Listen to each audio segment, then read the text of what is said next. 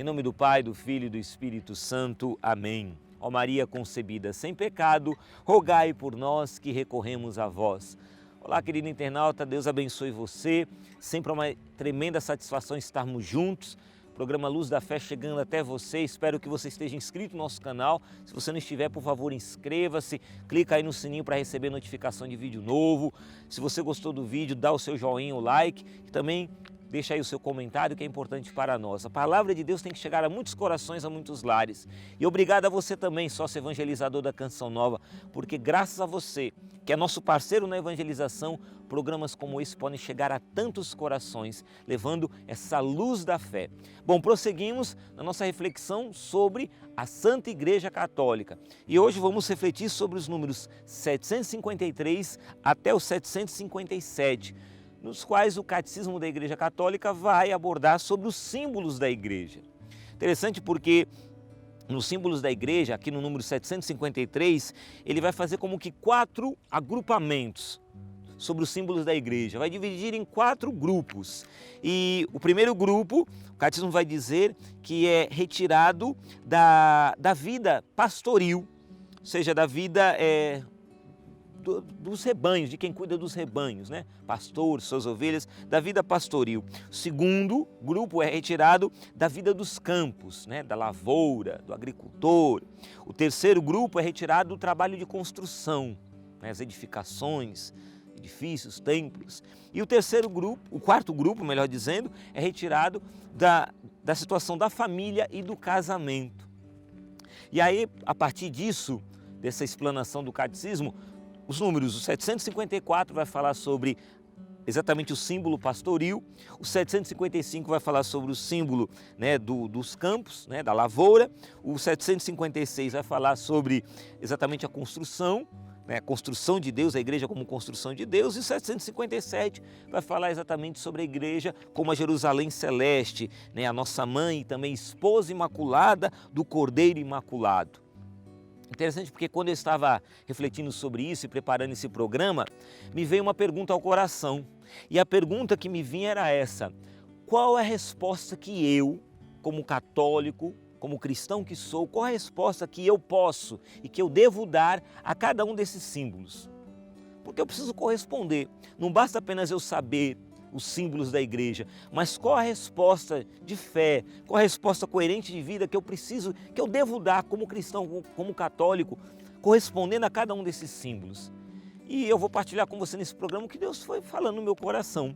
E nesses símbolos aqui, primeiro o símbolo da igreja, como o redil, né, como também a grei, o rebanho, né? Jesus é o bom pastor e nós somos as suas ovelhas.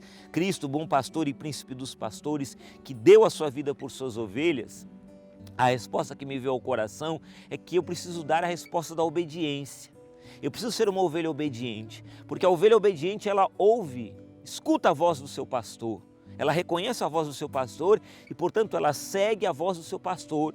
O próprio Senhor vai dizer, né, que ela não segue, ela não acompanha, ela não obedece à voz de estranhos. Mas ela, quando ouve a voz do seu pastor, ela prontamente obedece e ela segue os passos do seu pastor. Então eu fui ouvindo isso e eu fui dizendo, bom, eu fazendo parte dessa igreja de Deus, que é o rebanho de Deus, que é exatamente esse redil, onde o bom pastor se coloca como essa porta, a única e necessária porta, então eu percebo que eu preciso ser obediente, uma ovelha obediente, não uma ovelha rebelde. Segundo é que a igreja, como a lavoura de Deus, o campo de Deus, né, e até mesmo essa videira, né, onde Jesus vai dizer, né, que Ele é a videira e nós somos os ramos. Portanto, como igreja nós somos ramos e como igreja nós permanecemos nele e sem Ele nada podemos fazer. E a resposta que eu preciso dar é uma resposta de frutos. Um ramo, ele por si só não adianta nada ele ficar preso à videira. Precisa ser ramo que dê fruto.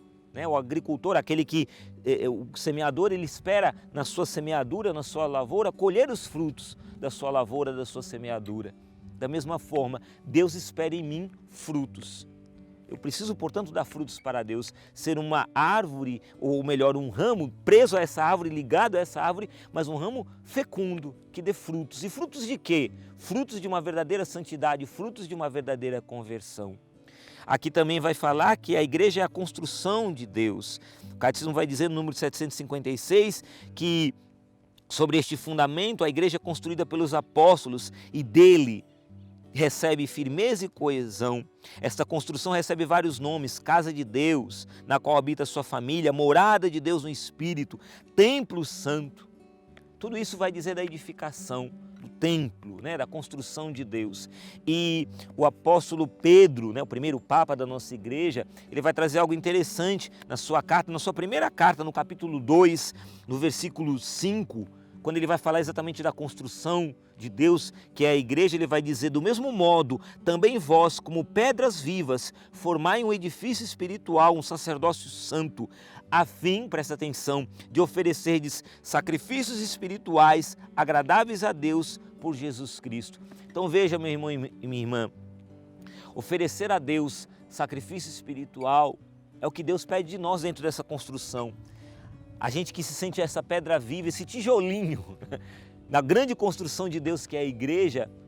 E às vezes você sabe, para ser um tijolo nessa construção, ele tem que suportar todo o peso, daquela obra, daquela edificação. E aqui o apóstolo Pedro vai dizer que nós temos que, dentro dessa construção, oferecer sacrifícios. E aí me veio a resposta ao coração, que dentro da construção de Deus eu preciso dar uma resposta de sacrifício, de entregar a Deus, sem murmurar, sem reclamar, mas entregar a Deus uma resposta, de oferecer a Deus as minhas dores, oferecer a Deus minhas enfermidades, oferecer por amor à igreja os sacrifícios de cada dia. Tudo aquilo que hoje me faz, me custa, me dói, me é caro, que é sacrifício.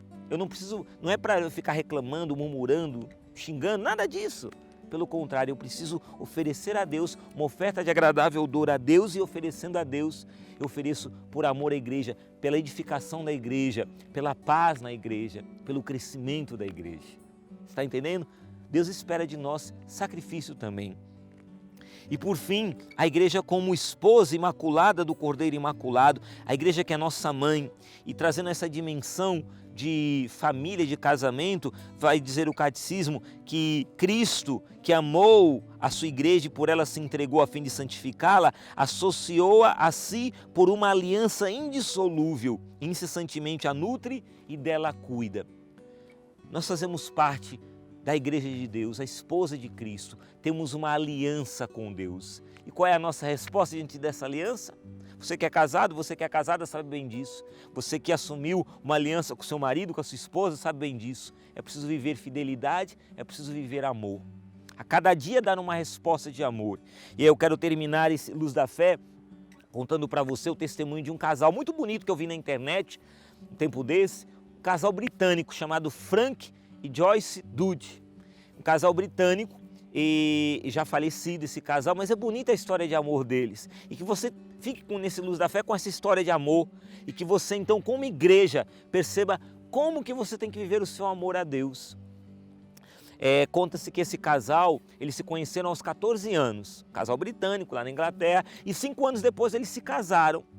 E lógico, eles tiveram uma vida toda de casados, ficaram 77 anos casados, e ao longo desses 77 anos Deus os presenteou com filhos e netos. Eles tiveram mais de 10 netos, 12 netos, 10 bisnetos, 2 tataranetos, então eles tiveram uma família muito grande, e essa família maravilhosa, grandiosa, e Deus foi abençoando eles. Só que o Frank, ele tinha problemas cardíacos, e com o passar do tempo, ele já com uma idade avançada, ele acabou com problemas no coração e foi internado.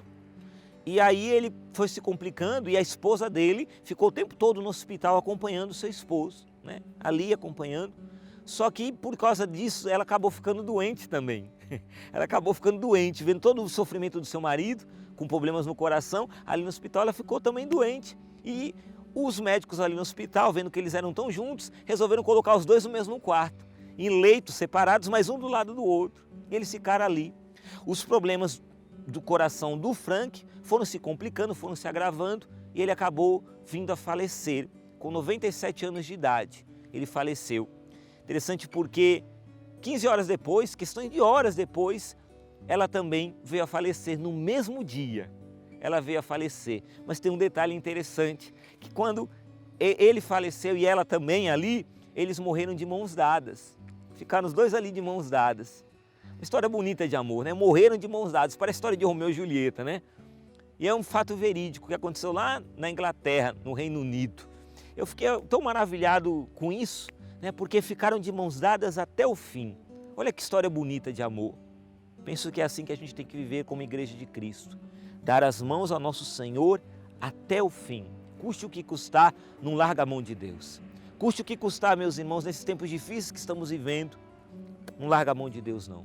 Segura a mão dele até o fim, porque valerá a pena. Até o fim. Deus abençoe você e até o próximo programa, se Deus quiser. Um forte abraço.